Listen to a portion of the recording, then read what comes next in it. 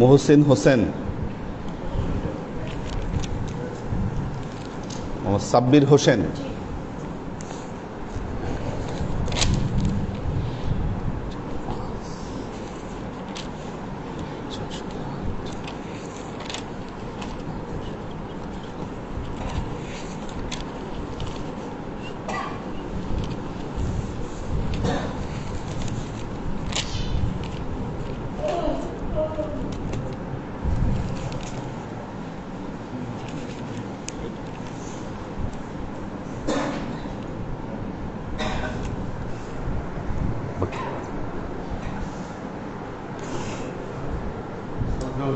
আমার বিভাগের আসসালামু আলাইকুম। আমরা আল্লাহর কাছে শুকরিয়া আদায় করি, আমাদের খাস হলি আল্লাহ আজমের সহবতে আল্লাহ আমাদেরকে ক্লাস করার তৌফিক দান করেছেন। এটা একটা চরম পরম নিয়ামত এবং এই নিয়ামতের সারবস্তু আল্লাহ আমাদেরকে দেখাইছেন যে এই কয়েকদিন হুজুর ছিলেন, যখন হুজুর লাইভে আসতেন তখন আমাদের মনে হচ্ছে যে হ্যাঁ হুজুর কেমন হয়ে গেছে। এরকমভাবে ফিলিংসের কারণেই ওই কয়েকদিন আমরা ক্লাসে উপভোগ করতে পারছি। আর যে কয়েকদিন ক্লাস চালাচ্ছিলাম সেই কদিনই আর মনে হইতেছিল, অনেকেই ভয় পাইতেছিল। যেমন অনেকেই বলছে যে হুজুর নাই, আমার জানাজা পড়া এই মুহূর্তে যদি আমার হুজুর আসে। এবং একটা ঘটনা ঘটেই গেল। সম্ভাব্য কতগুলো ছিল যে খুব সমস্যা হয়ে যেতে পারে, তার মধ্যে আনোয়ার ভাইয়ের মেয়েটা মারা গেল, যেটা কনসিডারেশনের বাইরে ছিল, আমাদের নলেজের বাইরে ছিল। তো যাই হোক, আমরা সবসময় আল্লাহর কাছে এইটাই প্রার্থনা জানাবো যে আমাদের ওলি আল্লাহ মুর্শিদের জানাজা নিয়ে যেন আমরা আল্লাহর কাছে যাইতে পারি, আল্লাহর কাছে বুঝতে পারি, যে কোনো পর্যায়ে যেন হুজুরের জানাজাটা আল্লাহ আমাদেরকে নসিব করার। আমরা এটা প্রমাণ জানি যে হুজুর কত দূরের থেকে এসে জানাজা পড়তেন শহীদুদ্দিন মাহমুদ সেলিমের এবং ইয়াইয়া ভাই। হুজুর ইয়াইয়া ভাইয়ের সময় কোনো টিকিট পাচ্ছেন না হুজুর, হুজুর নিজে সবাইকে দিয়ে চেষ্টা করাইলো, কামাল ভাইরে দিয়া, কামাল পাশালে দিয়ে, আরো অনেকটা দিন কোথাও টিকিট পেল না, তারপর হুজুর নিজে চেষ্টা করলেন, চেষ্টা করার পর টিকিট পাওয়া হবে। এদিকে আপনারা আপনি স্বতন্ত্র বলতেছে আসলে কি হুজুর আসবে, এত দূর থেকে কেমনে আসবে, আর এই জানাজার জন্য শুধুমাত্র জানাজার জন্য আসবে। তখন আমার সাথে কথা নেই, পরবর্তীতে কথা হয়েছে, ওরা বলছে যে হুজুর যেহেতু বলছে আসবে, ইনশাল্লাহ আসবে। যাই হোক 11টা সাড়ে 11টার দিকে হুজুর আসছে, এটা জানাজা পড়ে। এই যে অবস্থানগুলো, এই অবস্থানগুলো আমরা এখন উপলব্ধি করতে পারতেছি। হুজুর না থাকলে কীভাবে আমরা একদম এটি হয়ে যাই। তো আমরা আল্লাহর কাছে প্রার্থনা জানাবো যেন আমরা ওলি আল্লাহ মুর্শিদের সোহবত নিতে পারি এবং সত্যিকার ওনার সোহবত নিয়ে যেন আমরা সত্যিকার আল্লাহর একটা কাজ বান্দার রূপে তৈরি হয়ে মুসলমান হিসাবে কবরে দিতে পারি। ওলি আল্লাহ মুর্শিদের কাছে এই দোয়ায় যাই, ওলি আল্লাহ মুর্শিদের খেদমত এবং দরবারে খেদমত করতে করতে মুসলমান হিসাবে কবরে দিতে পারি। এই দোয়া ছেড়ে দিন। আসসালামু আলাইকুম।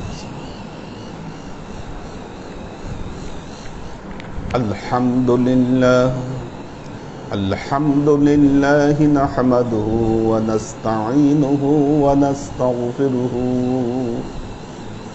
ওয়া নু'মিনু বিহি ওয়া নাতাওয়াক্কালু আলাইহি ওয়া নাউযু বিল্লাহি মিন শুরুরি আনফুসিনা ওয়া মিন সাইয়্যাতি আ'মালিনা মান ইয়াহদিল্লাহু ফাহুয়াল মুহতাদি ومن يضلل فلن تجد له وليا مرشدا فنشهد أن لا إله إلا الله وحده لا شريك له ونشهد أن سيدنا وسندنا ونبينا محمدا صلى الله عليه وسلم الذي أرسله الله بالحق بشيرا ونذيرا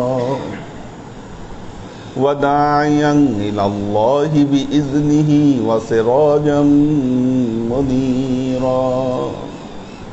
وقال الله تعالى في كلامه المجيد وفرقانه الحميد: ما كان محمد أبا أحد من رجالكم ولكن رسول الله وخاتم النبيين وكان الله بكل شيء عليما إن الله وملائكته يصلون على النبي يا أيها الذين آمنوا صلوا عليه وسلموا تسليما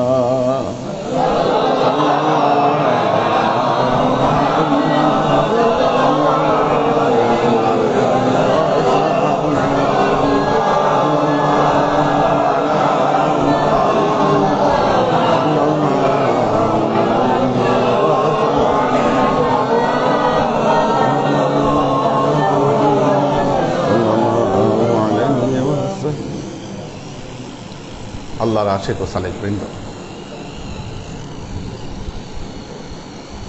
আল্লাহর কাছে লক্ষ কোটি শুকরিয়া। আল্লাহ তার ঘরে উমরা পালনের সুযোগ আল্লাহ তৈরি করে দিয়েছেন। যখন পৃথিবীর অধিকাংশ দেশেরই উমরা করার অনুমতি নাই, পাকিস্তান, ইন্ডিয়া, তুর্কি, এদের পারমিশন নাই, এরা উমরা করতে পারছে না, বাংলাদেশিদের জন্য উমরা খুলেছে। তো এই কোটি কোটি মানুষের মধ্যে আল্লাহ আমাদেরকে কবুল করেছেন এবং আল্লাহর ঘরে উমরা করে আসছি, আল্লাহর কাছে শুকরিয়া আদায় করছি। আল্লাহ নবী তার জীবনে হজ করেছিলেন একবার, উমরা করেছিলেন 4 বার। আল্লাহ নবী উমরা 4 বার করেছিলেন। হুদায়বিয়ার সন্ধি যখন হয় তখন উমরার নিয়াতে রওনা করেছিলেন, কিন্তু বাধাপ্রাপ্ত হলেন মক্কায় ঢোকার আগেই, এবং সন্ধি অনুযায়ী পরবর্তী বছর আল্লাহ নবী উমরা করলেন। এর পরবর্তীতে বিভিন্ন যুদ্ধ থেকে ফেরার পথে রাসূলুল্লাহ সাল্লাল্লাহু আলাইহি ওয়াসাল্লাম উমরা করেছিলেন, আর হজের সময় যে উমরাটা, ওই উমরাটা করলেন আল্লাহ নবী। হজের সময় যে উমরা করা হয়, আল্লাহ নবী কেরান হজ করেছিলেন, উমরা করে হালাল হন নাই, বিদায় হজ, বিদায় হজের সময়। তো এই বিদায় হজ আল্লাহ নবী পালন করেছিলেন। দুটোর আসলে দুরকম বিষয়। আমাদের এবারের উমরার বিশেষত্বটা ছিল আসলে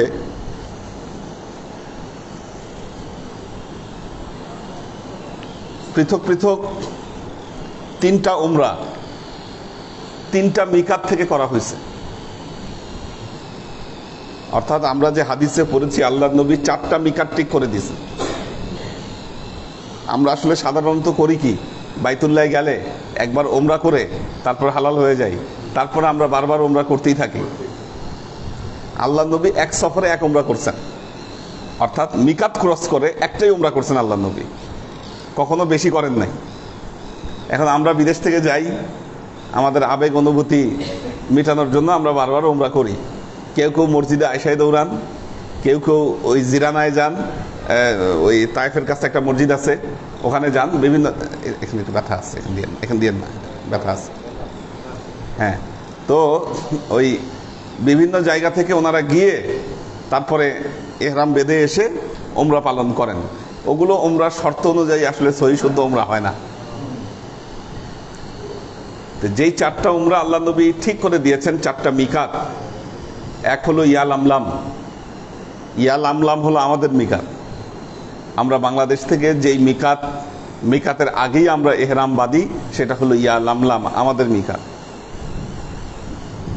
দ্বিতীয় মিকাত হলো জিল হুলাইফা, এটা মদিনাবাসীদের মিকাত। আপনারা গিয়েছেন ওই মিকাত মসজিদে।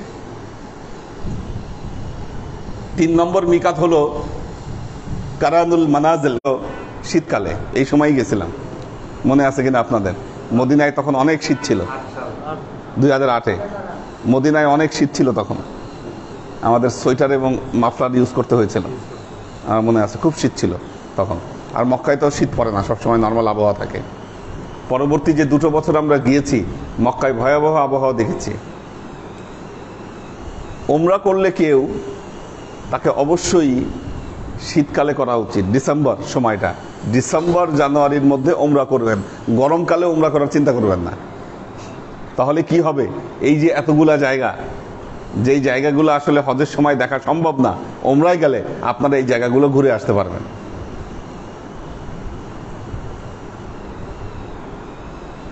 অর্থাৎ আল্লাহর নবীর স্মৃতি বিজড়িত যে বিষয়গুলো মক্কা মদিনার আশেপাশে অবস্থিত, এর মধ্যে একমাত্র তাবুক, আল্লাহ নবী যে তাবুক যুদ্ধে গিয়েছেন এটা মদিনা থেকে 250 কিলোমিটার দূরে। এই তাবুক ছাড়া আর বাকি সবগুলো জায়গায় মোটামুটি আমাদের যাওয়া হয়েছে। হুদায়বিয়া, বদর, বীরে রাওহা, বীরে সুফা, এই সবগুলো। এবার এমনকি সবচাইতে কঠিন যেটা ছিল গাদিরে খুম, এটা কেউ চিনেই না কোনটা, কোথায় এটা গাদিরে খুম বলতেই পারে না। আমরা যে ড্রাইভারকেই জিজ্ঞাসা করি সবাই বলে যে চিনি না, যাই না, চিনে না কেউ। শেষে আমি ম্যাপে সার্চ দিলাম, দেওয়ার পরে দেখলাম যে গাদিরে খুমের যে অবস্থান ওইটার কাছে হচ্ছে মিকাত জহুফা, জহুফা থেকে 10 কিলো দূরে। ওই জহুফা দেখানোতে ড্রাইভাররা চিনতে পারলো যে না ঠিক আছে, জহুফা বা তার আশেপাশে গেলে কত টাকা লাগতে পারে আমাদের, এটা মোটামুটি একটা আন্দাজ পাইনি। আন্দাজ পাওয়াতে ওই আন্দাজ অনুযায়ী আমরা গেলাম ওখানে, এবং যাওয়ার পর যেটা দেখলাম চতুর্দিকে ব্যারিকেড দেওয়া ওখানে, হ্যাঁ, কাঁটাতারের ব্যারিকেড, তার দেওয়া, কাঁটাতার না কি বলে, হ্যাঁ, কাঁটাতারের বেড়া দেওয়া, কাঁটাতারের বেড়া দেওয়া ওই চতুর্দিক থেকে, খুব শক্ত বেড়া ওইটা। আর পুলিশও টহল আছে ওখানে, পুলিশ দেখলে ধরবে। আমরা অন্য দিক দিয়ে গিয়ে ঢুকে মরুভূমির মধ্যে দিয়ে হাঁটতে হাঁটতে তারপরে সেটা খুঁজে বের করলাম, ওই জিনিসটা খুঁজে বের করলাম। এবং আরেকটা জিনিস মিস হয়ে গেছে, ওখান থেকে আরো এরকম 20-30 কিলো দূরে মা আমেনার কবর আছে, ওইটা পরবর্তীতে বের করছি যে ওইটা। কাজেই উমরাতে গেলে আসলে এগুলাতে যাওয়া সম্ভব হয়। এবং আমরা বিগত যে 2 বার গিয়েছি হজে, হেরা পাহাড়ে উঠতে পারি নাই আমরা। হেরা পাহাড়ে উঠতে না পারার কারণ হলো তখনকার যে আবহাওয়া, ওই আবহাওয়ায় হেরা পাহাড়ে উঠতে গেলে মানে খুব গায়ে শক্তি সামর্থ্য না থাকলে এটা সম্ভব না। এই জন্য আমি নিষেধ করেছি যে না, দরকার নাই উঠার। কিন্তু এবার তো আল্লাহর রহমতে ঠিকই উঠতে পারলাম হেরা পাহাড়ে। ঠান্ডা ঠান্ডা ছিল, আমরা ফজরের নামাজ পড়ে আমরা উঠে গেছি। যাক, সবাই মনোয়ার নুর মানিক ওনার জন্য দোয়া করবেন, কারণ এটা সাহসটা করাতে এটা যাওয়া গেছে। সে তো সাহস করছে নেওয়ার, ঠিক আছে, এক হচ্ছে নেওয়ার সাহস করছে, তারপর হচ্ছে এই যে জায়গাগুলো যাওয়া, এগুলো তো অনেক খরচ সাধ্য বিষয়, এগুলো কিন্তু এমনি যাওয়া সম্ভব ছিল না। এক হচ্ছে চেনা, রিস্ক নেওয়া, সেটা তো অন্য বিষয়। কারণ এই হুদায়বিয়া এটা আমাদেরকে যাইতে হয়েছে, আমাদেরকে খুঁজে বের করতে হয়েছে, এটা কেউ জানে না। এটাও যে খুব বেশি মানুষ চিনে এরকম না, কমই চিনে বা কমই জানে এটা, হ্যাঁ। এবং গাদিরে খুম তো কেউ চিনি না, এবং অনেক, হ্যাঁ, ওইটা ওই নাম হয়তো ওই জায়গার নামটা চিনে, ওইটা গাদিরে খুম জায়গার নাম আছে, ম্যাপে আছে নাম। আর বদর যেখানে, ওই জায়গার নাম হলো সুমাইসি, হ্যাঁ, সুমাইসি ওই জায়গার নাম। ওখানে একটা কুয়া আছে যেখানে আল্লাহ নবী গোসল করেছিলেন। ওই কুয়াটা এখন একটা ফ্যাক্টরির মধ্যে আটকানো, ওখানে কাউকে ঢুকতে দেয় না। আমি আরাবিয়ানকে জিজ্ঞাসা করলাম, বললো যে হ্যাঁ, এটার মধ্যে কুয়া আছে, কিন্তু এখন এটা ঢুকা নিষেধ, ঢুকা মানা করে দিছে।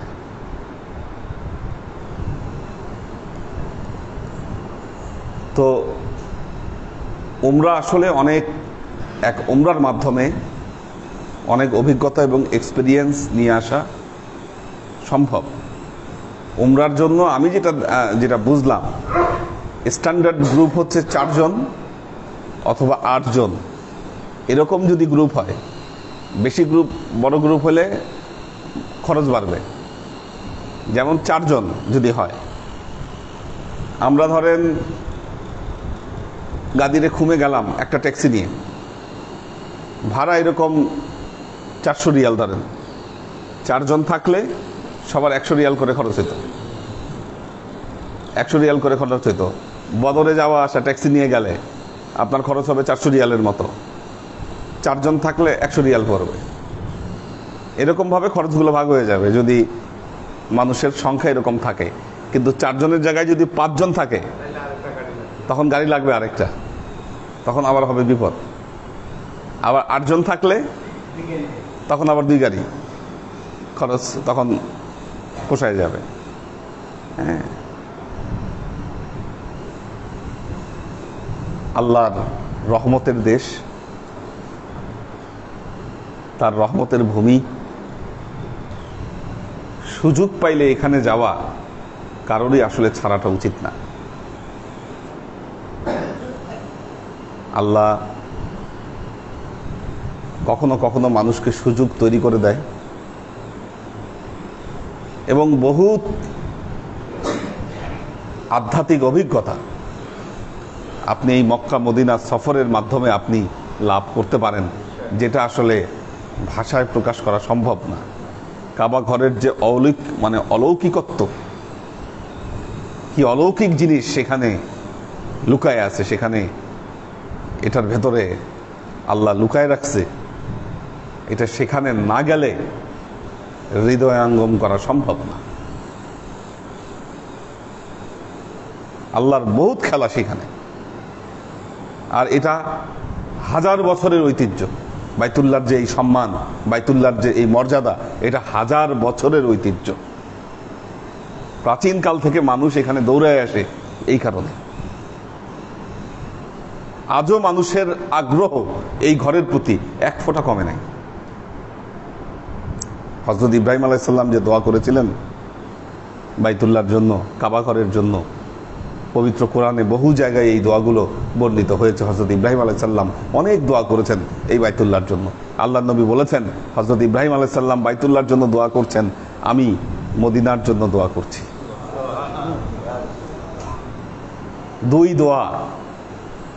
2 দোয়ায় পরিপূর্ণ যে এই জায়গা আসলেই আল্লাহর রহমতে পরিপূর্ণ। যে রহমত না গেলে এটা বোঝা সম্ভব না। বাইতুল্লাহ হজ করার জন্য দৃঢ় নিয়াত দরকার মানুষের। মনে ইচ্ছা থাকতে হবে, প্রচেষ্টা থাকতে হবে, তাহলে আল্লাহ অবশ্যই সাহায্য এবং বরকত দান করবেন। অনেকেই আছে টাকা জমাইছেন হজের জন্য, চিন্তা করছেন আচ্ছা হজ তো দেরি আছে, একটু ব্যবসায় লাগাই টাকাটা আগে ব্যবসায় লাগাই, পরে হবে নি হজ। ব্যবসায় লাভ করলে লাভের টাকা দিয়ে হজে যাব। নিয়াতের এইরকম অবস্থা থাকলে আপনার হজ হবে না। আল্লাহ টাকা দিচ্ছে, আপনাকে বরকত দিচ্ছে, টাকা হাতে আসতেছে, চিন্তা করতেছেন হজে যাব, যাওয়ার আগে তো আমার কত কাজ বাকি আছে। আল্লাহ তো বান্দার মনের অবস্থা বুঝে, বান্দাকে অবলোকন করে, আল্লাহ দেখে বান্দার কি অবস্থা। কাজেই মনে দৃঢ় নিয়াত থাকলে আল্লাহ অবশ্যই বান্দাকে সাহায্য করবে। নাহলে এখানে অনেকেই আছে হজ করেছে যাদের আসলে হজ করার সামর্থ্য ছিল না, আল্লাহ তাদেরকে হজ করিয়েছেন। এটা আল্লাহর দান, আল্লাহর করুণা এটা। কাজেই আল্লাহর আশিক ও সালেক বৃন্দ, জীবনে সবকিছুর আগে যিনি মুসলমান তার উচিত অবশ্যই আল্লাহর ঘরের জিয়ারতের নিয়াত, এর মনোবাসনা তার অন্তরে রাখা। আপনাদের জন্য খেজুর, টুপি, পানি নিয়ে আসা হয়েছে, এটা আগামীকাল ইনশাল্লাহ দিব। হ্যাঁ হ্যাঁ হ্যাঁ হ্যাঁ ওইটা দিব ইনশাল্লাহ। ঠিক আছে, আমি নিজেই দিব ইনশাল্লাহ। এটা আগামীকাল আপনাদেরকে বন্টন করে দেওয়া হবে, এটা জানিয়ে এসেছি। আল্লাহ সবাইকে তৌফিক দান করুন। আমরা আরও এই মক্কা মদিনার যে আলোচনা, এই আলোচনাগুলো আমরা একে একে নিয়ে আসবো। এটা একটু পরে করে দিন, আবার কালকে, ঠিক আছে? এটা আবার কালকে করে দিন, আজকে আর দরকার নেই, ইনশাল্লাহ আগামীকাল এটা।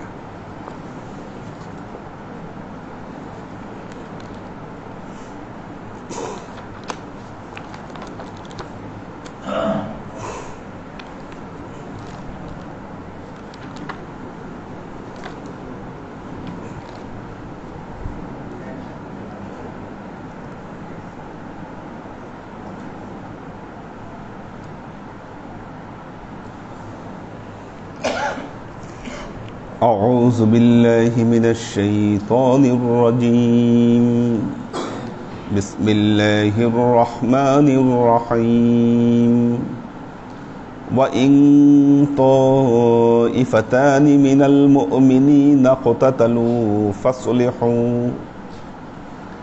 فاصلحوا بينهما فإن بغت إحداهما على الأخرى فقاتلوا التي تبغي حتى تفيء إلى أمر الله فإن فاءت فصلحوا بينهما بالعدل وأقسطوا إن الله يحب المقسطين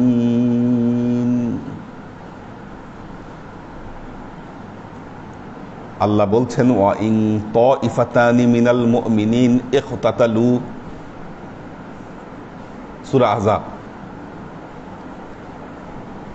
সূরা আহজাবের মধ্যে মূলত বর্ণিত হয়েছে মুমিনরা রাসূল পাক সাল্লাল্লাহু আলাইহি ওয়াসাল্লামের সাথে কি আচরণ করবে, তার সাথে তাদের মুআমালা কি হবে, এই ব্যাপারে আল্লাহ নির্দেশ দিয়েছেন এই সূরার মধ্যে।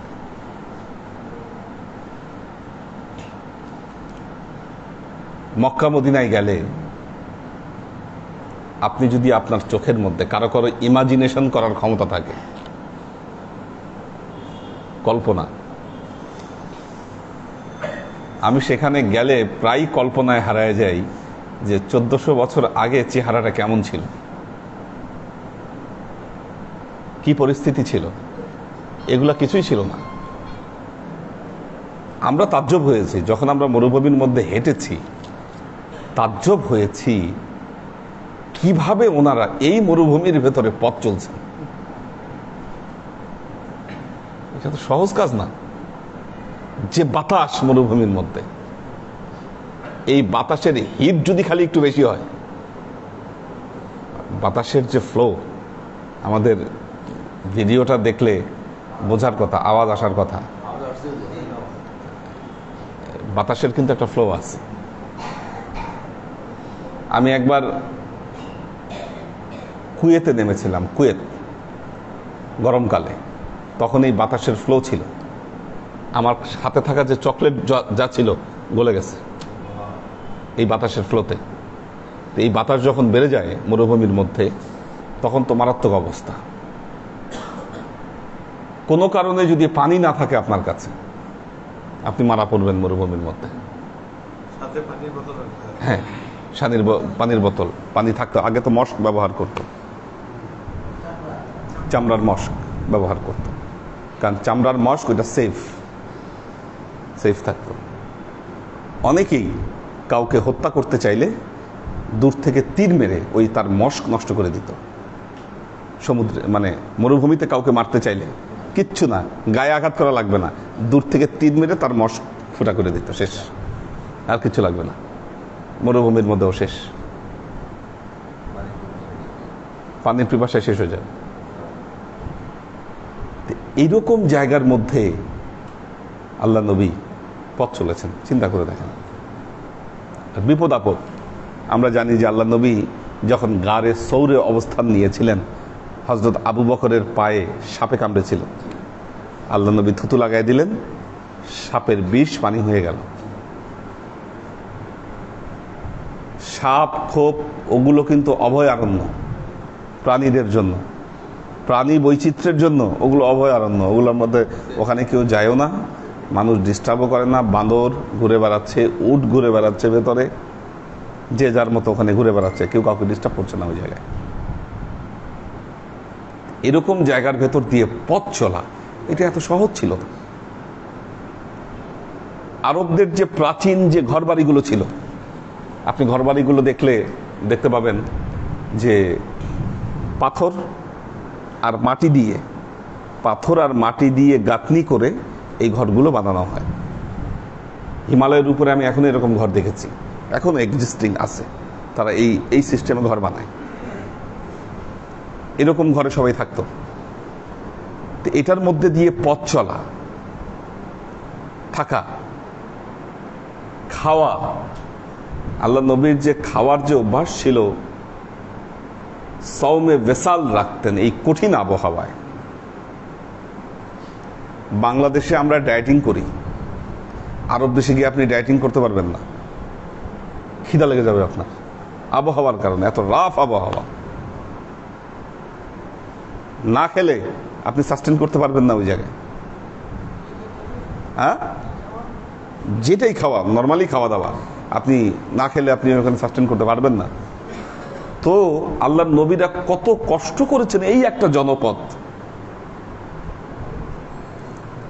ভাবলে অবাক লাগে। মরুভূমির এই পরিবেশের মধ্যে তারা বসবাস করেছেন, জীবনযাপন করেছেন, এত প্রচন্ড গরমের মধ্যে। আল্লাহ সেইখানে আজকে তাদেরকে কত নিয়ামতে ভরিয়ে দিয়েছেন, এটা চিন্তা করা যায় না।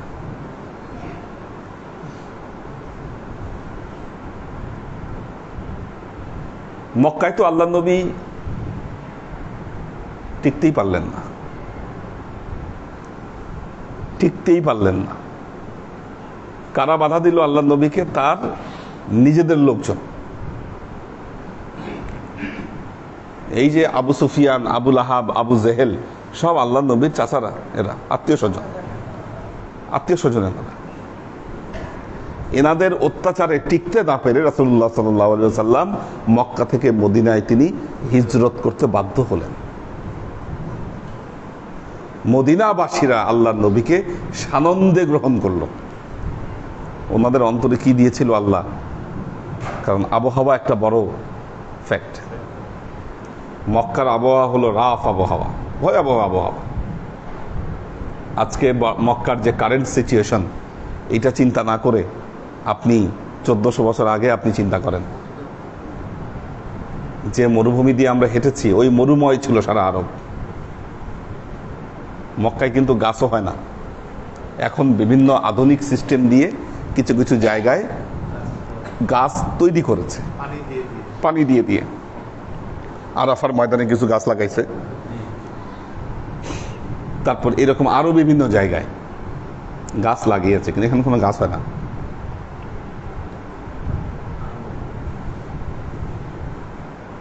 মক্কার অদূরই তায়েফ,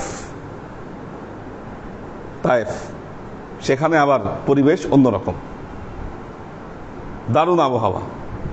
কেন? হযরত ইব্রাহিম আলাইহিস সালাম আল্লাহকে কি বলছেন? রব্বি ইন্নী আসকানতু, রব্বি ইন্নী আসকানতু যুররিয়াতি বিওয়াদিন গায়রা জি যারআইন ইনদা বাইতিকাল মুহাররাম। আল্লাহ, আমি আমার পরিবার পরিজনকে এমন এক জনপদে তাদেরকে আমি রেখে আসছি যেখানে কোনো মানুষজন নাই। জায়গাটা কোথায়?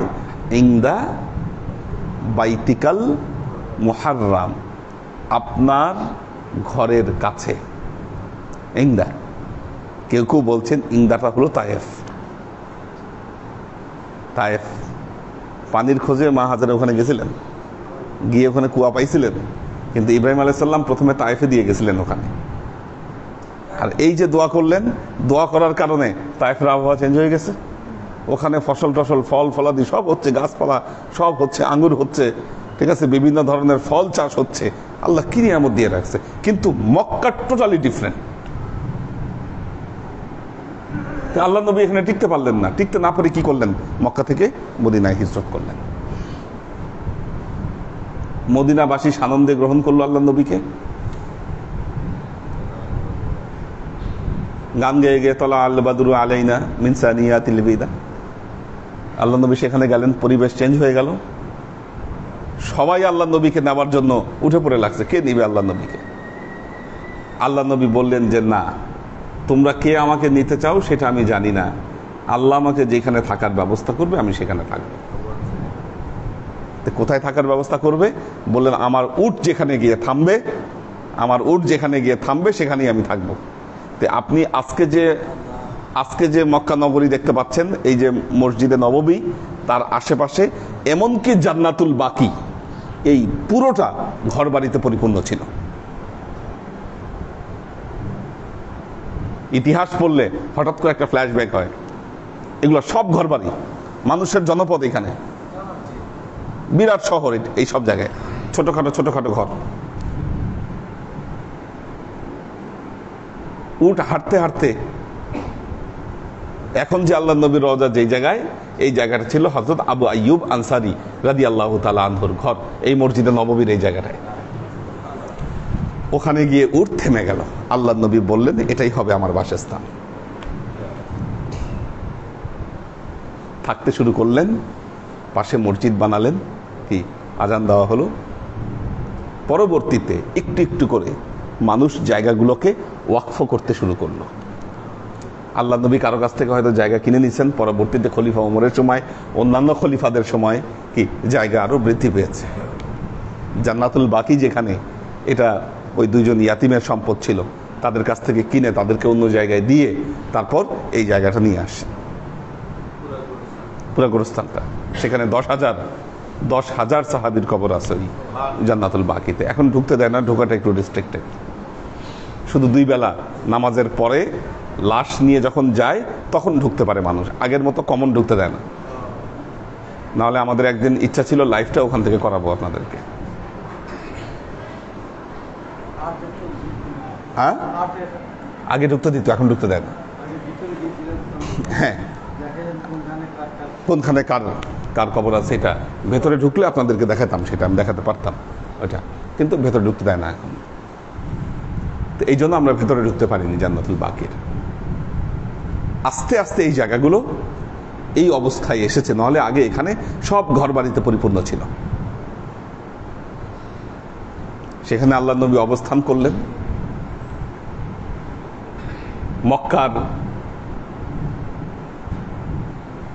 মক্কায় তখন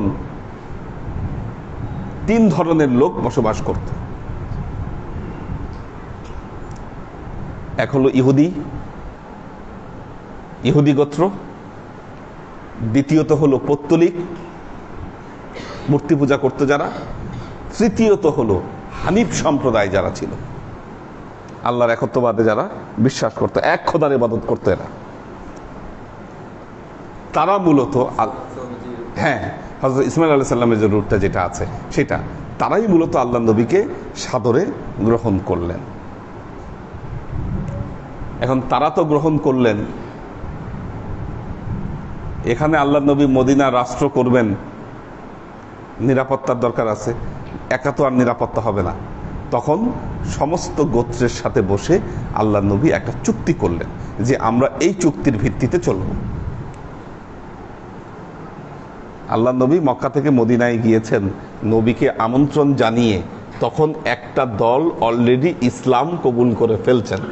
তার মানে কয়টা হলো? 4টা গ্রুপ, 4টা দল হয়ে গেল। আল্লাহ নবীকে তারা ইসলাম কবুল করে ফেলছেন তারা। এখন সবাইকে নিয়ে আল্লাহ নবী জানেন যে এখানে আঘাত আসবে, আঘাত আসলে আঘাত রক্ষা করতে হবে। এই রক্ষা করার জন্য আল্লাহ নবী এদের সবাইকে নিয়ে একটা চুক্তি করলেন, যেই চুক্তির নাম হলো মদিনা সনদ।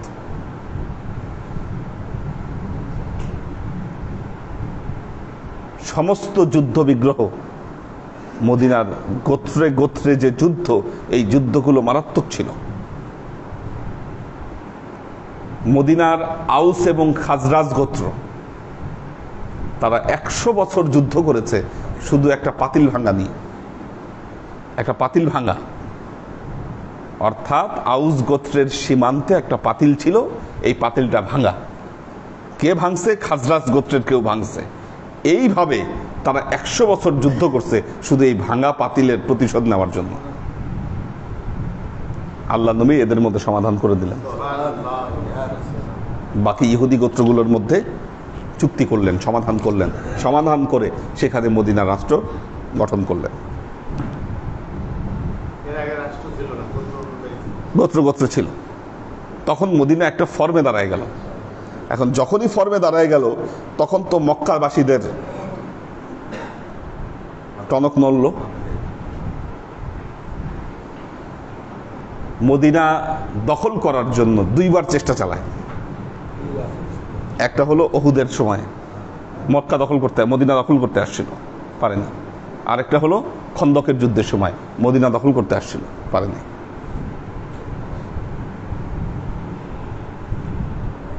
মুসলমান সংখ্যা যখন বাড়তে থাকলো, আমার এই কথাটাই এই আয়াতের সাথে রিলেটেড, এই জন্য এতটা ভূমিকা টেনে আনতে হলো। এখন গোত্রে গোত্রে বিভক্ত, তো আস্তে আস্তে দলে দলে লোক ইসলামে প্রবেশ করতে শুরু করলো। ইদা জাআ নাসরুল্লাহি ওয়াল ফাতহ ওয়া রাআইতান নাসা ইয়াদখুলুনা ফি দীনিল্লাহি আফওয়াজা। আপনি দেখবেন দলে দলে লোক ইসলামে প্রবেশ করছে।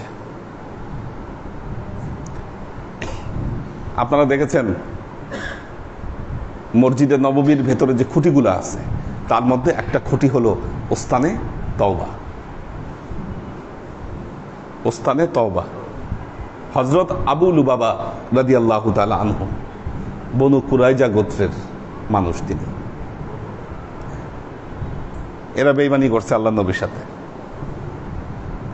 বেঈমানি করছে বলতে, ওই যে খন্দকের যুদ্ধের সময় সাহায্য করছে, আসো তোমরা, তোমাদেরকে সহযোগিতা করব, এই আবু সুফিয়ান গ্রুপকে বলছে তোমাদেরকে সহযোগিতা করবো, আসো তোমরা। চুক্তি হয়েছে কিন্তু বেঈমানি করছে। এটা শাস্তি কি হওয়া উচিত? মদিনায় থাকে, মদিনার গোত্র, আবু সুফিয়ানকে দাওয়াত দিচ্ছে, আসো তোমরা।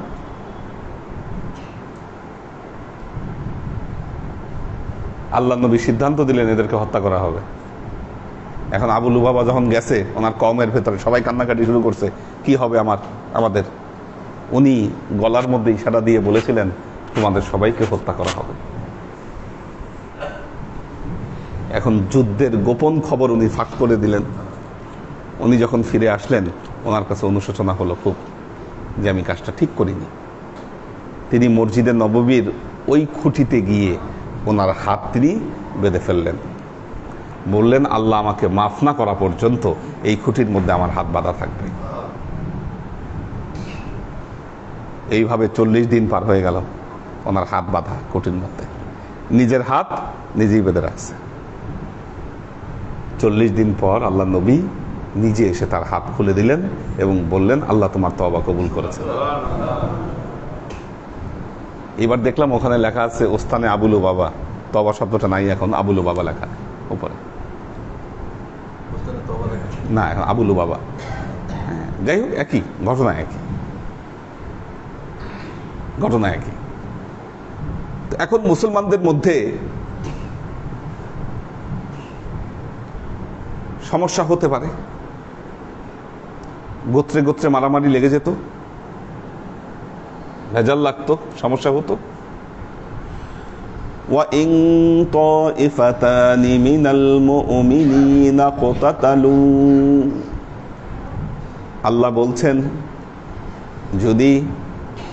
যদি মুসলমানদের দুটো সম্প্রদায়ের মধ্যে যুদ্ধ লাগে, মারামারি লাগে, وَإِن طَائِفَتَانِ مِنَ الْمُؤْمِنِينَ, যদি মুসলমানদের দুই দলের মধ্যে ইকতাতালু, যদি তাদের মধ্যে মারামারি লাগে, যদি কতল লাগে, ফাসলিহু বাইনাহুমা, তাহলে কি করবে? তাদের ভেতরে সমঝোতা করে দাও। ফাসলিহু বাইনাহুমা, তাদের মধ্যে সমঝোতা করে দাও। দায়িত্ব হচ্ছে সমঝোতা করে দেওয়া। ফাইন বাগাত ইহদাহুমা আলাল উখরা, যদি এই সমঝোতা না মেনে কেউ যদি অবাধ্য হয়, বিদ্রোহ করে, ফাকাতিলুল্লাতী তাবগী হাত্তা তাফি ইলা আমরিল্লাহ, তাহলে কি করো? আল্লাহর আইন প্রতিষ্ঠার জন্য তার বিরুদ্ধে যুদ্ধ করো, তার বিরুদ্ধে যুদ্ধ করো আল্লাহর আইন প্রতিষ্ঠার জন্য।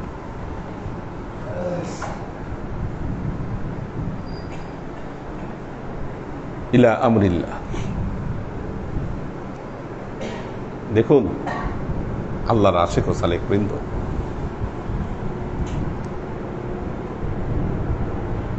আমরা এখন যে সমাজে বসবাস করছি, ভালো করে খেয়াল করুন, যে সমাজে আমরা বসবাস করছি, দর্শন, মত, পথের অভাব নাই। মত পথের অভাব নাই। বাসার আশেপাশের মানুষ দেখেন, এক একজন এক এক ফিলোসফিতে বিশ্বাস করে, এক একজন এক এক দর্শনে বিশ্বাস করে, এক একজন এক এক আইনে বিশ্বাস করে। আল্লাহর আইন কি সবাই মানে? কি আল্লাহর আইন সবাই মানে কিনা? আল্লাহর আইন অনুযায়ী সবাই চলে কিনা?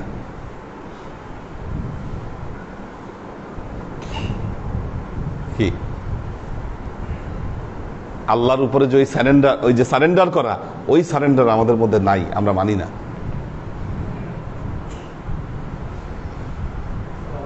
কতটুকু মানি? যতটুকু ভালো লাগে, আর যেটা ভালো লাগে না সেটা আমরা মানি না।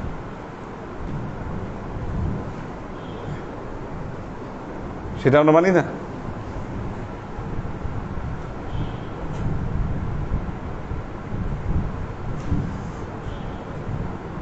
সৌদি আরবে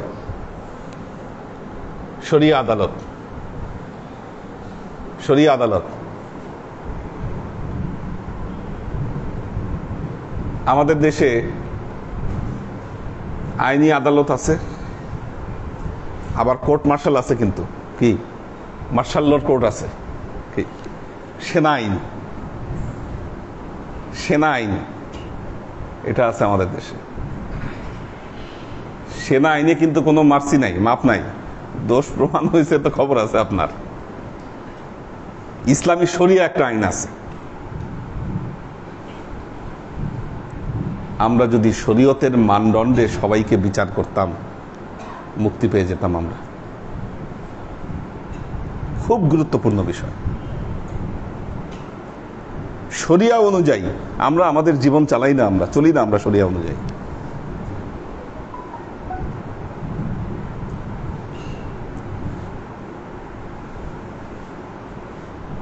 বাবা মা সন্তানদের যখন হক দিচ্ছেন, মিরাসি সম্পত্তি, শরিয়ার আইন মানছেন না, কি করছেন? নিজের ইচ্ছা মতো করছেন।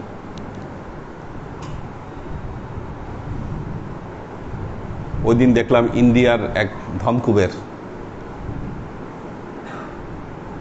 সে বেঁচে থাকতে তার সব সম্পত্তি তার ছেলের নামে করে দিছে।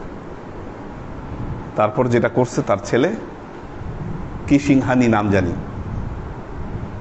তার ছেলে বাবাকে এক ঘরে করে দিছে, অফিসে যাইতে দেয় না তাকে। তার কোনো মানে অফিসে তাকে নিষিদ্ধ ঘোষণা করছে। এখন সে অসহায়ের মতো পথ চলে। সে সাক্ষাৎকারে বলছে, আমার জীবনের সবচেয়ে বড় ভুল ছিল এটা।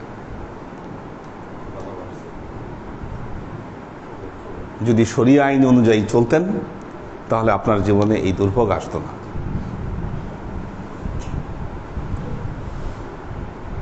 আপনি আপনার সন্তানকে কি বানাইতে চাচ্ছেন, কি করতে চাচ্ছেন? ছোটবেলা থেকে টার্গেট রাখছেন, কি করবে ছেলে? ইনকাম করবে, পড়াশোনা করবে, ইনকাম করবে।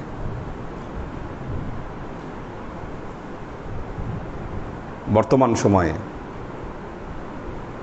বিশ্ববিদ্যালয়ের চাকরি ছেড়ে অনেক ছেলে পেলে পুলিশের চাকরিতে ঢুকতেছে।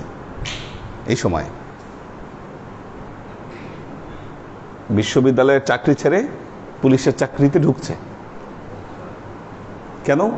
কারণ বিশ্ববিদ্যালয়ের চাকরিতে উপরি কামাই নাই, এক্সট্রা ইনকাম কম, পাওয়ার তো নাই।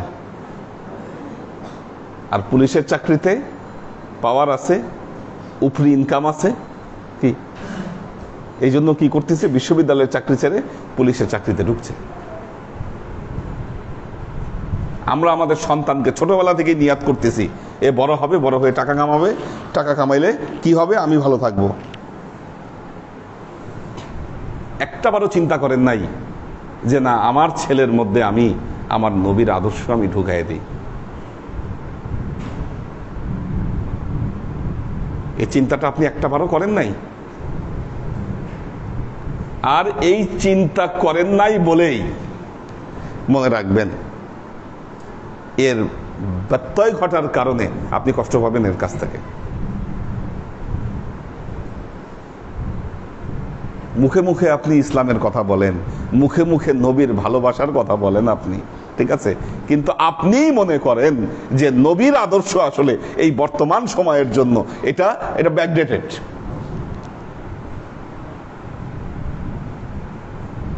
যুগ উপযোগী নয় আপনি মনে করেন। আজকে ঢাকা বিশ্ববিদ্যালয়ে খ ইউনিট এবং ঘ ইউনিট দুইটাতেই ফার্স্ট হয়েছে মাদ্রাসার ছেলে, মাদ্রাসা স্টুডেন্ট। খ ইউনিট ঘ ইউনিট দুইটাতে ফার্স্ট হয়েছে মাদ্রাসা স্টুডেন্ট। হ্যাঁ হ্যাঁ, খ ইউনিট ঘ ইউনিট দুইটাতে মাদ্রাসা স্টুডেন্ট ফার্স্ট হয়েছে। যতই চেষ্টা করতেছে বিশ্ববিদ্যালয় থেকে যে এদেরকে কেমনে বাদ দেওয়া যায়, ততই দিনে দিনে যেন এরা ভালো করছে। প্রথমে ইংলিশ নিয়ে একটা সমস্যা তৈরি করছে, 200 মার্কস ইংলিশ না পড়লে অনেক সাবজেক্টে ভর্তি হতে পারবে না। এখন আগে থেকেই ওরা ইংলিশ নিয়ে নিচ্ছে ছেলেপেলেরা 200 মার্কসের। আমাদের একজন শিক্ষক তার বক্তব্যে বলেছে মাদ্রাসায় নাকি নাম্বারিং শুরু করে 80 দিয়া 90 দিয়া। মিথ্যাচার, মিথ্যাচার। বিশ্ববিদ্যালয়গুলো মাদ্রাসায় পরিণত হচ্ছে। তো মাদ্রাসার ছেলেরা যদি নিজের যোগ্যতা দিয়ে সেখানে ভর্তি হতে পারে, তোমার এত গা জ্বলে কেন? তোমার অ্যালার্জিটা কোন জায়গায়? কারণ তুমি নাস্তিক। তুমি নাস্তিক, তুমি নবীর আদর্শের দুশ্মন। শুধু নাস্তিক হলে একটা কথা ছিল, এরা হচ্ছে দুশ্মন। অনেক মানুষ আছে না বুঝে করে একটা জিনিস, আর অনেক মানুষ আছে জেনে শুনে এই আদর্শকে স্তিমিত করে দেওয়ার চেষ্টা করে। জ্ঞানপাপী। আপনি এত ইসলামের প্রতি আপনার আবেগ, আপনি আপনার সন্তানকে কি শিক্ষাটা দিচ্ছেন নবীর আদর্শের পথে চলার জন্য? দিচ্ছেন না শিক্ষা। তার কারণ হলো আপনি মনে করতেছেন আমার ছেলের যদি আমি মাদ্রাসায় পড়াই বা আমার ছেলে যদি আরবি শিখে, লাভ কি? আপনি লাভ লস হিসাব করতেছেন এখন থেকে। আপনার ছেলে ইংলিশ পড়তে পারে, আপনি ইংলিশ ভালো শিখাচ্ছেন, আপনি ইংলিশ ভালো শিখাচ্ছেন আপনার ছেলেকে। কেন? ইংলিশ শিখতে পারলে সে বড় বড় চাকরি করতে পারবে, অথচ আপনার ছেলে কোরআন পড়তে জানে না। কোরআনটাই শিখান নাই আপনি, আপনি মাকাল ফল তৈরি করছেন। বিশ্বাস করে তো আমার কথা? আপনি মাকাল ফল তৈরি করছেন, কোরআনটাই শিখান নাই আপনি তাকে। মুরু আওলাদাকুম বিসসালাত ওয়া হুয়া আবনাউম 7 সিনিন। 6 বছর বয়স থেকে নামাজের নির্দেশ দাও। পড়ান নাই নামাজ 6 বছর বয়স থেকে? চিন্তা করছেন ছোট আছে, একটু বড় হোক, বড় হোক তারপর ঠিক করব। বড় যখন হয়ে গেছে কি তখন তার কথা শুনে না, আর শুনবে না। কারণ কি? নবীর আদর্শের সাথে আপনার যোগাযোগ নাই।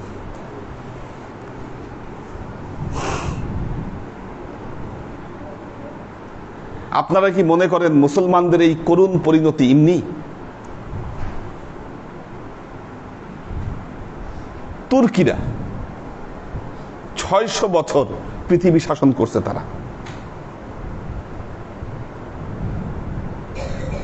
তাদেরকে তো ইংলিশ শিখতে হয় নাই কি?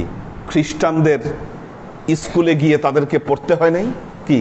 আজকে আমরা যারা বাংলাদেশে মিশনারি যে বড় বড় স্কুলগুলো আছে, আমরা মনে করি এগুলো আদর্শের জায়গা, পাগল হয়ে যাই ছেলেপেলে এখানে দিয়া পড়াবো। তার কারণ কি? মিশনারি স্কুল, পড়ালেখা ভালো হবে, আমার ছেলে বড় হবে, মেয়ে বড় হবে, আরে বহুত ভালো চাকরি করতে পারবে, ভালো ভালো শিক্ষক ওখানে আছে কি, মানে একেবারে মনে হয় কি যে বানায় দিবে আমার ছেলে মেয়েকে। জীবনে তো মুসলমানদেরকে এগুলা করতে হয় নাই। আপনি কেন আজকে এই চিন্তা করছেন? আমি কয় টাকা দামের স্কুলে পড়ছি? আজীবন আমি সরকারি স্কুলে পড়ছি, 20 টাকা বেতনে পড়ছি আমি। আমার স্কুল জীবন শালী মাদ্রাসা, এখানে 20 টাকা বেতনে আমি পড়ছি। আলিয়া মাদ্রাসা সরকারি, 20 টাকা বেতনে পড়ছি। ঢাকা বিশ্ববিদ্যালয় সরকারি, 25 টাকা বেতনে পড়ছি।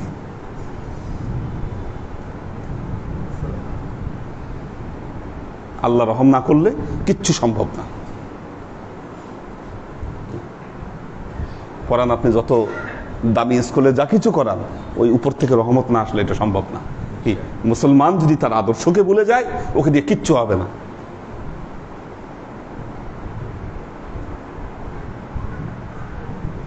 বড় বড় ব্যক্তিত্ব আমরা দেখেছি বাংলাদেশে,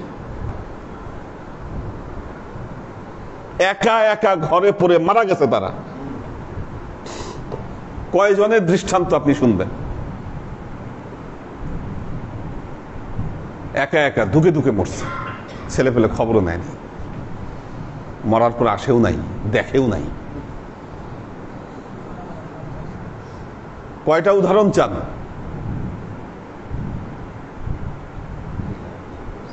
কিভাবে সম্ভব? ব্রিটিশরা যখন সব দখল করলো, আপনি ভাবলেন না ইংলিশ না শিখলে, এদের পা না চাটলে, কি এদের আদর্শে বিশ্বাসী না হলে, কি গায়ে কোট প্যান্ট না লাগাইলে, কি আমি শেষ, কিচ্ছু হবে না আমাদের দিকে। দেখেন সবাই এখন এই বিশ্বাসে বিশ্বাসী। এগুলো আফসোস লাগে।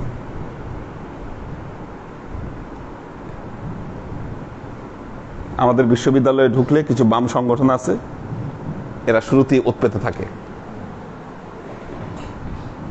ক্যাপচার করে ছেলেপেলেদেরকে ওই মাথার মধ্যে দাও ঢুকায়। এগুলা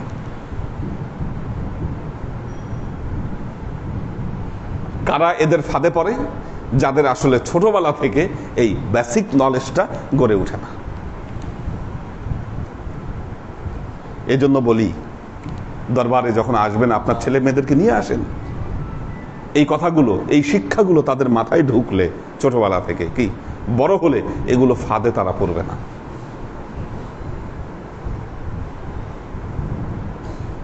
গালি দেন আপনি মৌলবাদী, কি বাংলাদেশে এই শব্দটা একটা গালি ছিল।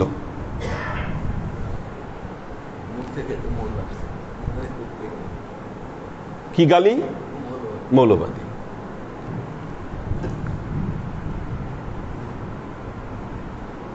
মৌলবাদী কি কোনো নেগেটিভ শব্দ? হ্যাঁ, মৌলবাদী কিন্তু কোনো নেগেটিভ শব্দ না, কিন্তু আপনি নেগেটিভ হিসাবে নিছেন কেন? কি যারা আপনাকে গালি দেয় এদের চরিত্রটা যাচাই করেন না। ওরা মৌলবাদী আপনাকে বললে কি আর না বললে কি, কি আমি মৌলবাদী, এটা আমার গর্ব, এটা আমার অহংকার। আমি মৌলবাদী। আমি যদি মৌলবাদী হতে পারি, আমার জীবন তো অন্যরকম হয়ে যাবে। হ্যাঁ, মুসলমান যদি তার নিজের মূলকে যদি না চিনতে পারে, রুটকে যদি না চিনতে পারে, রুটের উপরে যদি কায়েম না থাকতে পারে, কি এর দ্বারা কিচ্ছু সম্ভব না। প্রবলেমটা কোথায়? নবীর আইন আমরা মানি না, নবীর বিচার মানি না, ওই আদর্শ আমরা মানি না। আমরা আমাদের নিজেদের চিন্তা, নিজেদের বিশ্বাস, কি এগুলা নিয়ে আমরা চলতেছি, এগুলা নিয়ে চলতেছি।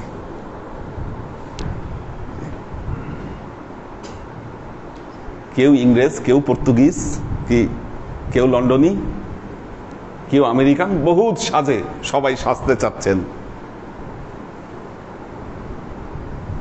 বহুত সাজে সাজতে চাচ্ছেন। নবীর সাজে আমরা কেউ সাজি না। ভেতরে ঢুকান না নবীর আদর্শ, তারপর দেখেন না আপনার ভেতরে কি বিস্ফোরণ হয়।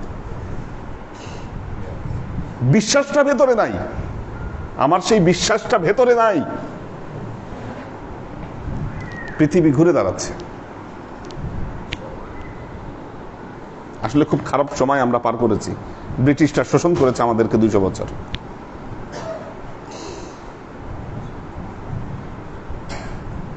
শাসন করেছে 200 বছর।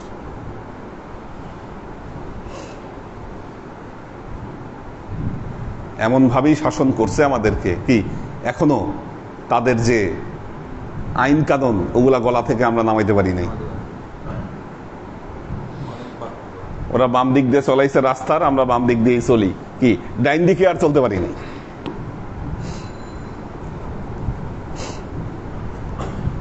সিস্টেম চেঞ্জ করতে কি লাগে? ওই যে চালাইছে, শিখাই দিছে অ্যাটাস্টেট করা লাগবে, কি চলতেই আছে। ওদের যে আইন কানুন, বের হতে পারি না ওখান থেকে আমরা। বহুত আছে এরকম, বহুত। রেলওয়ে, বিভিন্ন জায়গায় ব্রিটিশদের দেওয়া সেই আইন এখনো আছে। ওই দিন পড়লাম রেলওয়েতে কি একটা ব্যবহার করে জানি, ওই ইয়ার মতো, বাজির মতো, বাজি ফুটায় যে, ওই রকম কিছু একটা সিগন্যাল হিসাবে ব্যবহার করতো। ওই রকম কি একটা জানি, ওইটা এখন আর দরকার হয় না। তারপরেও প্রতি বছর কোটি কোটি টাকার ওই জিনিস ইম্পোর্ট করে রেলওয়ে। ইউজ নাই, ইম্পোর্ট করে, মানে টাকাটা আত্মসাৎ করে। তো কোথায় আছি আমরা? আল্লাহর আশিক ও সালেক বৃন্দ, দেখেন আল্লাহর রহমত আপনার জীবনের সাথে যদি আল্লাহর রহমত সম্পৃক্ত না হয়, কিচ্ছু করতে পারবেন না আপনি। এই জন্য আল্লামা ইকবাল বলছেন, তেরে খুদি মে আগার ইনকলাব হো पैदा আজব নেহি ये চাহর সু বদল যায়। তোমার খুদিতে, তোমার আত্মায়, তোমার সত্তাতে যদি বিপ্লব হয়ে যায়, আজব নেহি ये চাহর সু বদল যায়, এটা আশ্চর্যের বিষয় না যে তোমার চতুর্দিক বদলায় যাবে, চেঞ্জ হয়ে যাবে সবকিছু মুহূর্তের মধ্যে। আর এই চেঞ্জের জন্য আল্লাহ রহমত দরকার। আর আল্লাহর রহমত পেতে গেলে আপনাকে নবীর অনুশাসনের উপরে পায়বান্দ হওয়া দরকার।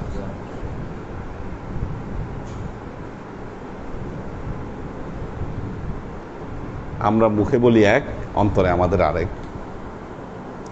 মুখে বলি নবীকে ভালোবাসি, কি অন্তরে আসলে নবীর আদর্শের কোনো ছিটা ফোঁটা আমাদের অন্তরে নেই।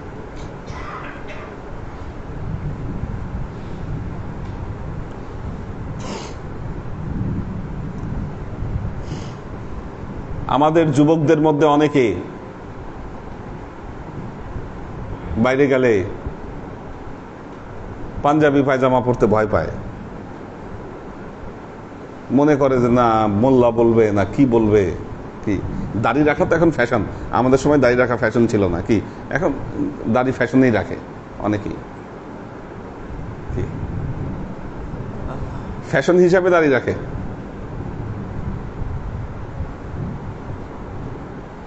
বুঝাইতে চাই আমরা মডার্ন, আমরা আপডেটেড। কি আপডেটেড আসলে সংজ্ঞা কি? আপডেটের সংজ্ঞা যদি হয় যে পাশ্চাত্য কালচারকে অনুসরণ করা, আপনি আপডেট, এটার কি সংজ্ঞা করতেছেন আপনি? আপডেটের সংজ্ঞা মানে কি? পাশ্চাত্য কালচারকে অনুসরণ করা। যদি এটাই হয় আপনার আপডেটের সংজ্ঞা, কি আপনি ওই চলন ভূষণই আপডেট থাকবেন, নিজেকে আপডেট করতে পারবেন না আপনি।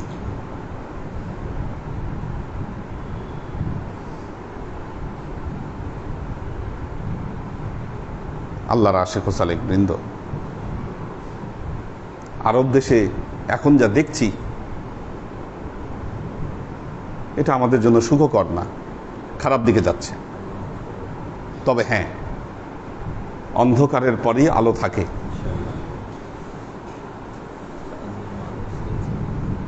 ইরান একসময় এরকম পর্যায়ে চলে গেছিল, মেয়েদেরকে ওপেন করে দেওয়া হয়েছিল এবং রেজা শাহ পাহলভি চেয়েছিল ইরানকে আধুনিক ইরান বানাবে। আধুনিক ইরান মানে ওই পশ্চিমা বিশ্বের মতো ইরান বানায় দিবে। এখন মোহাম্মদ বিন সালমান চাচ্ছে সৌদি আরবকে ওই রকম বানাবে। জীবনেও খাবে না এটা এখানে, যার ফলশ্রুতিতে কি হবে? এই রাজবংশের পতন হবে। এটা মানে অতি আসন্ন, অতি আসন্ন। মেয়েরা ওপেন হয়ে গেছে ওখানে। মক্কা মদিনা তো তাও কিছুটা আসছে, কিছুটা। বাইরে সেটার সিটা ফোটা নাই। আল্লাহর আশিক ও সালেক বৃন্দ, আমাদের আদর্শ, আমাদের কালচার, এটা আমাদের অহংকার, এটা আমাদের অহংকার। চাই ব্যাকডেটেড বলুক আর যাই বলুক।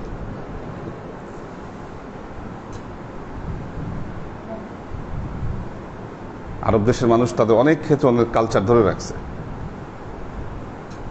আমরা অনেক খুঁজে রেস্টুরেন্ট বাইর করছি, মাটিতে বসে খাই, যেটা সুন্নতি স্টাইলে। অনেক দূর যেতে হয়েছে আমাদেরকে। হ্যাঁ হ্যাঁ হ্যাঁ হ্যাঁ, মাটিতে বসে ওই রকম ওদের সুন্নতি রেস্টুরেন্ট ওইটা ওদের। এখন কমে আসতেছে এগুলো, খুঁজে খুঁজে বের করতে হয় এগুলো। কাজী আল্লাহর আশেক ও সালেক বৃন্দ, মনে রাখবেন আপনার জীবনকে যদি পরিবর্তন করতে হয়, আল্লাহর রহমত ছাড়া এটা পারবেন না। ইন্নাল্লাহা লা ইউগাইয়িরু মা বিকওমিন হাত্তা ইউগাইয়িরু মা বিআনফুসিহিম। আল্লাহ ওই সম্প্রদায়ের ভাগ্য ততক্ষণ পর্যন্ত পরিবর্তন করেন না যতক্ষণ পর্যন্ত সে নিজে তার ভাগ্য পরিবর্তনের চেষ্টা না করে। আর ভাগ্য পরিবর্তনের প্রথম শর্ত হলো আপনাকে ধার্মিকতার পথে আসতে হবে। না হলে মুসলমান চরিত্র, আপনি আপনার প্রবলেমটা কোথায় এটা আপনাকে বুঝতে হবে। আপনার প্রথম প্রবলেম হলো আপনি সলিমুদ্দি কলিমুদ্দি একটা নাম আপনি ধারণ করছেন। পৃথিবীতে আপনি পরিচয় দিচ্ছেন আমি নবীর উম্মত, নবীর উম্মত। এই পরিচয় ধারণ করে আপনি নবীর আদর্শকে বাদ দিয়ে অন্য আদর্শকে জীবনে প্রতিষ্ঠা করবেন, আর আপনি ভাববেন আপনার জীবন অনেক উন্নতি হবে, আনন্দময় হবে। কাল্লা, কখনো না, সম্ভব না, এটা সম্ভব না।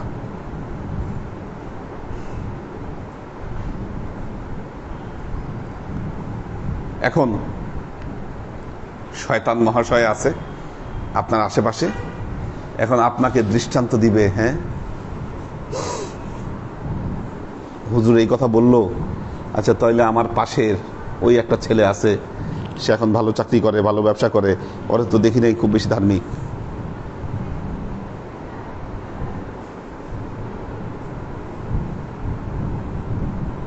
আমি আমাদের বিশ্ববিদ্যালয়ের শিক্ষক দেখেছি,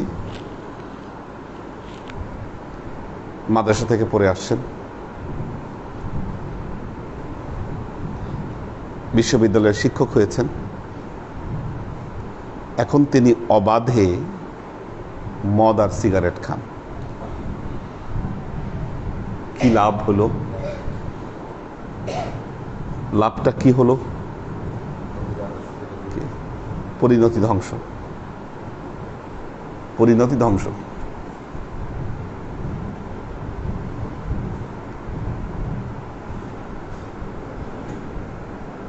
হাফেজ বিশ্ববিদ্যালয়ের শিক্ষক হয়েছেন, হাফেজই তো বলছেন ভুলছেন। মানুষ যদি এখন শুনে সে হাফেজ, কি অবাক হবে। হ্যাঁ, হাফেজ।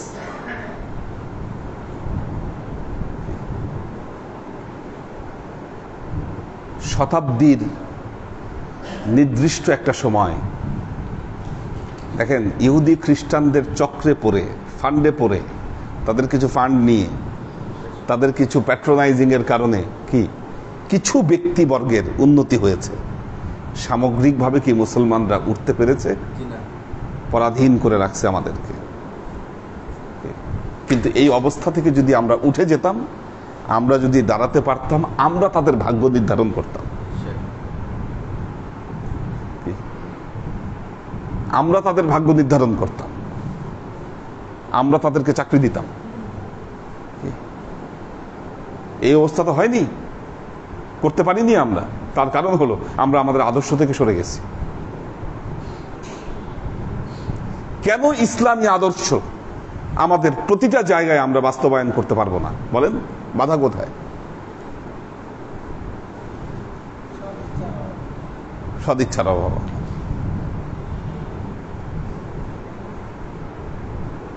আল্লাহ আমাদেরকে তৌফিক দান করুন।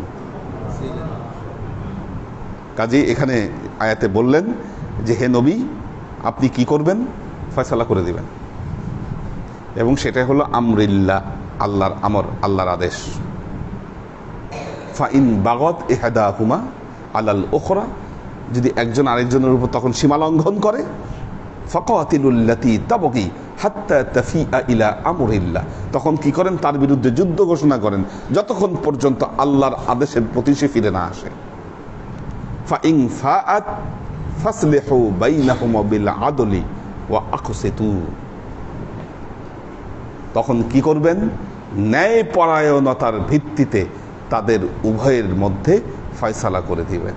আদল ওয়া আকসিতু, কিসত, ন্যায় বিচার। এবং আপনি কি করবেন? ন্যায় বিচার করবেন। ওয়াত্তাকুল্লাহা লাআল্লাকুম তুরহামুন, আল্লাহ বলছেন ওয়াত্তাকুল্লাহ, আল্লাহকে ভয় করো, লাআল্লাকুম তুরহামুন, যেন তোমাদের উপর আল্লাহর রহমত হয়। একটু না বললি না, এই ক্ষেত্রে এলাকার মেম্বার নির্বাচিত হয়েছেন, চেয়ারম্যান নির্বাচিত হয়েছেন, বিচার নিয়ে গেছে, 200 টাকা ধরাই দিচ্ছেন মেম্বারকে, 1000 টাকা ধরাই দিচ্ছেন, একটু চা খাওয়াইছেন, কি রায় দিয়ে দিচ্ছে আরেক জায়গায়।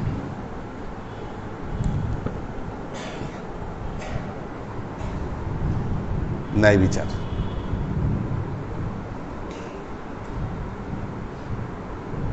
যখন কোনো দেশ থেকে, সমাজ থেকে ন্যায় বিচার উঠে যায়,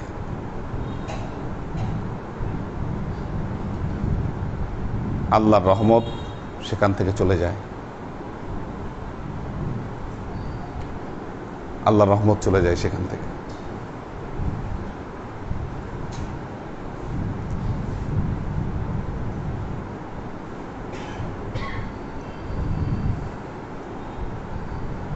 বিভিন্ন প্রাণী বিলুপ্ত হয়ে যায়। শকুন দেখেন, এখন শকুন, হ্যাঁ, বাদুড়ও দেখেন না। ঠিক আছে, ঠিক আছে, তার ফাইন্ডিং ঠিক আছে, কম দেখা যায়, কম কম শকুন দেখা যায় না। চড়ুই পাখি কমে গেছে, কমে গেছে চড়ুই পাখি। বাইতুল্লাহ, মসজিদে নববীতে নামাজ শুরু করলে পাখির কিচির মিচির, অদ্ভুত অদ্ভুত কিচির মিচির।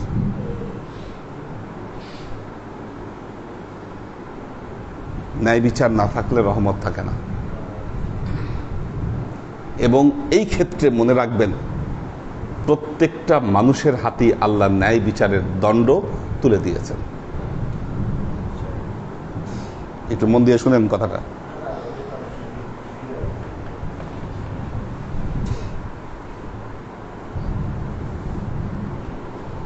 আল্লাহ আপনাকে ফ্যামিলি দিয়েছে একটা, কি এই ফ্যামিলির মধ্যে বিচারক হলেন আপনি।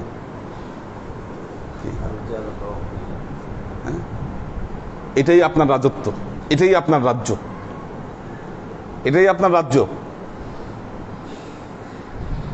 এখন আপনার 2-3টা ছেলে মেয়ে, আপনি এক একজনের ক্ষেত্রে বিচার এক এক রকম করেন। কি আপনি তো প্রমাণ দিয়ে ফেললেন আপনি ন্যায় বিচারক না। আপনি বৃদ্ধ হয়েছেন, বউ বাচ্চা নাতিপুতি হয়েছে, কি সেই ক্ষেত্রে আপনি দুটো শব্দ এখানে বলছে আল্লাহ, বিল আদলি ওয়া আকসিতু, কি আদল এবং কেসত, এই দুইটা জিনিস জীবনে সব সময় ঠিক রাখো। ন্যায় বিচার এবং আদালত।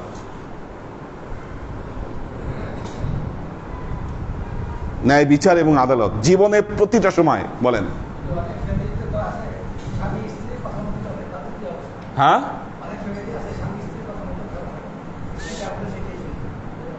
স্ত্রী যা বলে স্বামী সেটা শুনে, এটা তো পুরুষই না, ওটা নপুংসক,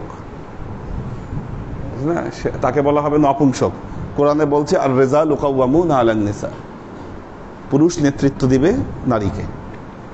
কুল্লুকুম রাইন ওয়া মাসউলুন আর রাইয়াতিহি, আর রাজুলু রাইন লি আহলি বাইতিহি, আল্লাহ নবী তো বলে দিয়েছেন এই জিনিসগুলো। কাজেই মনে রাখবেন, এই যে ন্যায় বিচার, এটা সব সময় আপনার সামনে আসবে।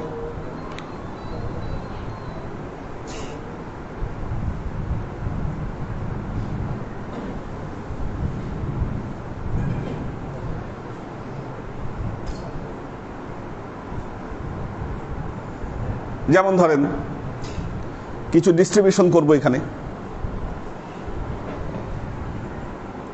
খাবার ডিস্ট্রিবিউশন, অভিযোগ অনেক সময় করে, আমি তো থাকিও না, আমি জানিও না, মেয়েদের মধ্যেও এই অভিযোগ পাওয়া যায়, নিজেদের আত্মীয় স্বজনকে নাকি ভালো ভালো দেয়, বাকিদেরকে খারাপ দেয়। যারা ডিস্ট্রিবিউশন করেন, আমি তাদের সাথে কথা বলেছি, তারা বলে না, আমরা এটা করি না, মানুষে মনে করে। এখন যদি ইচ্ছা করে তিনি করেন, তাহলে তিনি এই যে বিল আদলি ওয়াল কিসতি, কি এটাকে তিনি ভায়োলেট করলেন। আদালত কিন্তু নিজের কাছে, আদালতটা নিজের কাছে। হ্যাঁ, এখানে আবার আদালতের একটা বিষয় আছে। যেমন ধরুন একজন বয়স্ক মুরব্বী আমাদের, কি তাকে আমরা সম্মান করতেই পারি, এটা সম্মান, কি এটাও নবী শিখাইছে, এই তাজিমটাও শিখাইছেন। আবার একজন বৃদ্ধ বা একজন বুকালো, কিন্তু ইয়াং ধরেন সবাই না, ইয়াং সবাই, তাদেরকে দেওয়ার ক্ষেত্রে আপনি যেমন কালকে যদি এখন খেজুর, টুপি, তসবি দিতে হয় না, আমি সবার আগে বুড়াদেরকে আমি আগে দেখব, কি আমি আগে মুরব্বীদেরকে আমি দেখব কি অবস্থা, এটাই আদল। কিছু খাবার আছে আবার যেগুলোর প্রতি বাচ্চাদের আগ্রহ বেশি, কি চকলেট, এটা আবার বাচ্চা, এটার ক্ষেত্রে আবার। কিন্তু জীবনের প্রতিটা ক্ষেত্রে, প্রতিটা মুহূর্তে একটা জিনিস মনে রাখবেন, কেস্ত এবং আদাল, এ দুটো জিনিস আমাদের সামনে আসে। একজন পিতা তার সব সন্তানকে সমানভাবে ভালোবাসেন না, কারো কারো প্রতি ভালোবাসাটা বেশি থাকেই, থাকবে, কি এটা তো অন্তরের ব্যাপার, এটা মারেফত। কিন্তু মারেফত শরীয়তে যেন প্রকাশ না হয়। মারেফত অন্তরে থাকবে, শরীয়তে এটাকে প্রকাশ করা যাবে না। ওই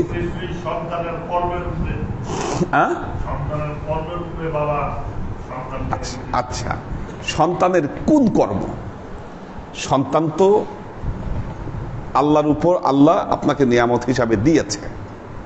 এখন আপনি যখন আল্লাহর আইন তার উপর প্রয়োগ করবেন, তখন কর্মটা কি এটা দেখতে হবে। এক হচ্ছে ধরেন সন্তান, যেই সন্তান আগেই বাবা মার অনেক সম্পদ নষ্ট করছে, এরকম থাকে কিছু সম্পদ, ছেলে পেলে বাবা মার থেকে টাকা নিছে, নষ্ট করছে। এখন বাবা তো জানে যে না, আমি তারে টাকা দিয়েছি, সে নষ্ট করছে টাকা, কি এখন সেই ক্ষেত্রে তিনি একটা আদল করতে পারেন।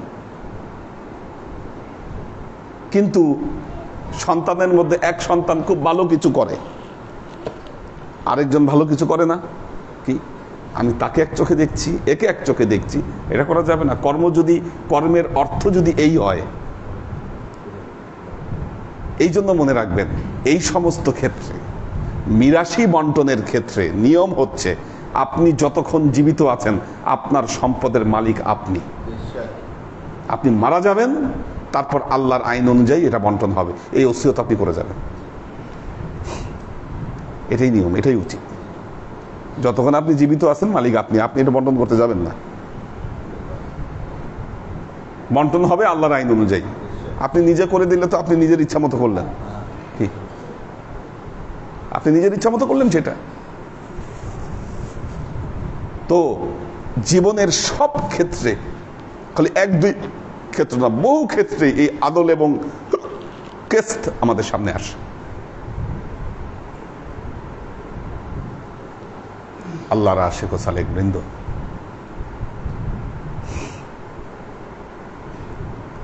ওয়া আকসিতু, কোরআনে সাফ সাফ আল্লাহ সব কথা আমাদের জন্য নসিহত বলে গেছেন আল্লাহ। সন্তান আল্লাহ দিয়েছে আপনাকে, সম্পদ আল্লাহ দিয়েছে আপনাকে, কি এর জন্য আল্লাহ আইন দিয়ে দিচ্ছে। আপনি নিজে এখানে কি করবেন? কি ক্ষমতা আছে আপনার করার? কোনো ক্ষমতা নাই।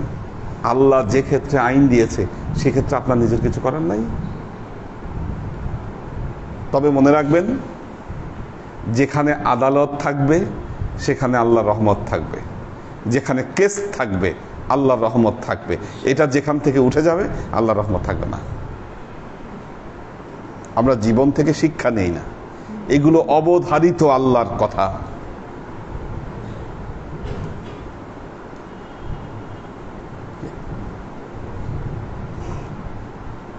অবধারিত আল্লাহর কথা যে কি মারাত্মক। একটা উদাহরণ দেই, না দিয়ে আমি পারছি না। বাইতুল্লাহ থেকে বিদায় নেওয়ার সময় আল্লাহকে একটা কোরআনের শুধু আয়াত বললাম, রাব্বি আদখিলনি মুদখালা সিদকি ওয়া আখরিজনি মুখরাজা সিদকি ওয়াজআলনি মিন লাদুনকা সুলতানান নাসীরা। আল্লাহ যেমন ভালোভাবে আমাকে ঢুকাইছেন, ভালোভাবে বাইর করে দেন, ভালোভাবে বের করে নিয়ে আসেন। টেনশন ছিল বাংলাদেশ বিমান, এক হচ্ছে লেট করে, এই করে, ভেজাল করে, বহুত কিছু, অনেক রকম বিড়ম্বনার শিকার হইতে হয়। আল্লাহর রহমতে শুরুর দিকে আমরা আমাদের মালপত্র জমা দিয়ে দিলাম, প্লেনে উঠলাম, জিএমসি গাড়িতে করে আমাদেরকে দিয়ে আসলো ওখানে এয়ারপোর্টে। তারপরে এয়ারপোর্টে যে উঠলাম, এয়ারপোর্ট থেকে আমাদের মিরপুর নবী ভাই, ওনার এক হাতে ডাবের পানি আর আরেক হাতে আপেলের জুস উনি নিয়ে গেছে এয়ারপোর্টে, খাওয়াবে আমাকে। আমারও নিয়াত হইলো গাড়িটা থামুক, গাড়ি আমি চালাইলাম, কারণ মালপত্র ভরে গেছে, গাড়ি চালাইতে হচ্ছে। গাড়ি থামাইলে আমি খাবো ওনারটা। এয়ারপোর্ট থেকে যে বাসায় আসলাম, কোনো জায়গায় আমাকে ব্রেক করতে হয় নাই, আর কোনো জায়গায় কোনো সিগন্যালে আটকাইতে হয় নাই। এটা কি বিশ্বাস করা যায়? আর ওনার আর সেই জুস আর ডাবের পানিও খাওয়া হয়নি। কি পরে বাসায় গিয়ে খেলাম এটা। আমি বলছি গাড়ি থামলে খাবো, কিন্তু গাড়ি আর থামে না। গাড়ি আমি বললাম ওনাদেরকে, গাড়ি তো থামতেছে না, কি করব? আর থামলো যে নাই, তো থামলোই না গাড়ি। হ্যাঁ, থামে নাই কিছু না, বাসায় এসে গাড়ি থামছে। এটা তো অবিশ্বাস্য। হ্যাঁ, এরকম রাস্তা পাওয়া এটা অসম্ভব ব্যাপার। হ্যাঁ, তো যাওয়ার সময় লাগছে 2 ঘন্টার উপরে। আমরা আসছি মাত্র কতক্ষণে, দ্রুত চলে আসছি আমরা। আর তাও যে গুগল ম্যাপ দেখে আসছি তা কিন্তু না। আমি সবসময় গুগল ম্যাপ দেখি, গুগল ম্যাপেও সার্চ দিইনি, কারণ আমার নেট ছিল না তখন নামার পর। আল্লাহর কথা, আল্লাহর আইন, এটা ফিরবে না কোনোদিন। আমি তাজ্জব হয়ে গেলাম খালি, কত সহজে।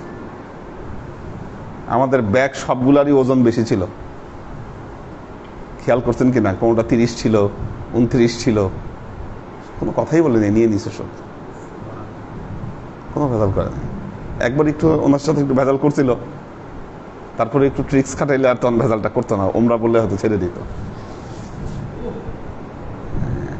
মানে হ্যান্ড লাগেজে মাল বেশি হয়ে গেছিল, পরে আবার সেগুলো পকেটে নিয়ে আবার চাইতে দিচ্ছে, চাদর খুলে গায়ে করে নিছে, বাদাম টাদাম যা ছিল পকেটে ভরে, তখন আবার কিছু বলেনি, ওজন কমে গেছে। এটা হ্যাঁ হ্যাঁ হ্যাঁ হ্যাঁ হ্যাঁ হ্যাঁ হ্যাঁ।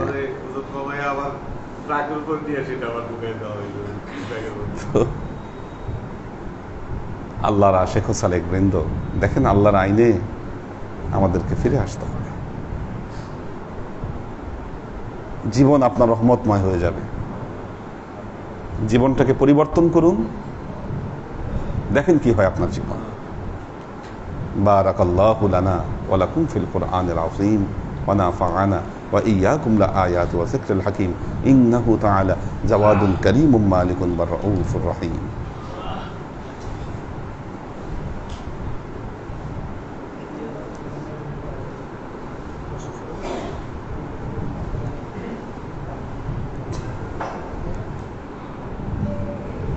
আশেক মাহমুদ, সাদিয়া রহমান, আইরিন সুলতানা, মোহাম্মদ মিজান, এহসান সুলতানা, সুমাইয়া নুহিন দিশা, ওয়াসিব আহমেদ জনি, ওনার আব্বা মারা গেছেন, ওয়াসিব আহমেদ জনি।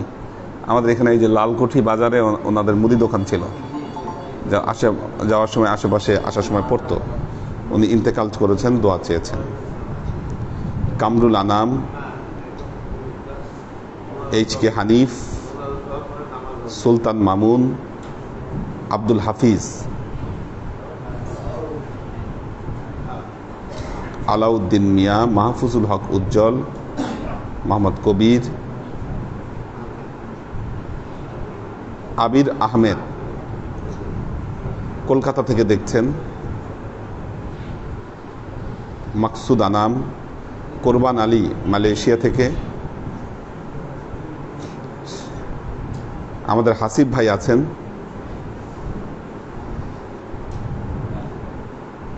শাফায়াতুল্লাহ রঞ্জন, মতিউর রহমান রূপন,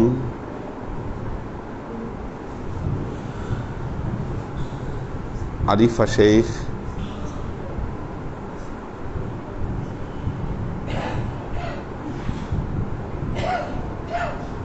নারিয়া থেকে মতিউর রহমান বলছে আগামী 2/12 ইয়ার ফাইনাল, দোয়া চেয়েছে।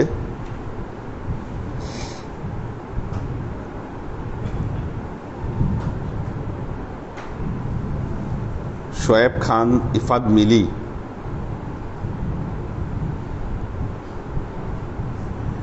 শিয়াম হোসাইন, সেলিনা খান মজলিস, পন্না বিনতে কাদির, আমাদের আসাদুজ্জামান ভাই, কোথায় গেল, আমাদের আব্দুল সাত্তার ভাই বলেছেন আসসালামু আলাইকুম, এবারের হজে আপনার লাইভ ভিডিওগুলো অসাধারণ ছিল, এত সুন্দর ভিডিও আমরা দেখতে পাই না। আল্লাহ আপনার মাধ্যমে ইসলামের ঐতিহ্যকে আরো বেশি প্রচারের তৌফিক দান করুক, পৃথিবীতে ছড়িয়ে দিই, আমিন। আবুল হোসাইন পারভেজ, কামাল পাশা,